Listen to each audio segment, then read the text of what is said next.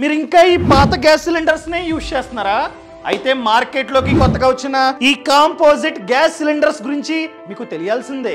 ఈ composite gas cylinder లో leakage అన్నది ఉండదు. అసలు గ్యాస్ లీక్ అవడానికి ఛాన్సే లేదన్నమాట. ఈ పాత సిలిండర్స్ లో గ్యాస్ అన్నది ఎంత వరకు ఉందో కనిపెట్టడం కష్టం. కానీ ఈ కాంపోజిట్ గ్యాస్ సిలిండర్స్ లో గ్యాస్ ఎంత వరకు ఉందో మనమైతే ఈజీగా చూడవచ్చు. అదే విధంగా ఇది బ్లాస్ట్ ప్రూఫ్. ఈ కొత్త గ్యాస్ సిలిండర్ బ్లాస్ట్ అవడం ఇంపాసిబుల్. సో చాలా అంటే చాలా ప్రమాదాలు తగ్గుతాయి.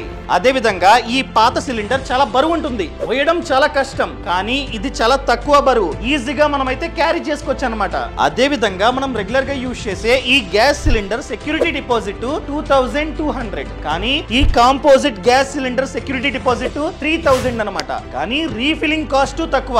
సో కొత్త దాని రీఫిల్లింగ్ కాస్ట్ జస్ట్ 580, కానీ పాతది అరౌండ్ 800. ఎందుకంటే సైజులో కాస్త డిఫరెన్స్ అయితే ఉందన్నమాట.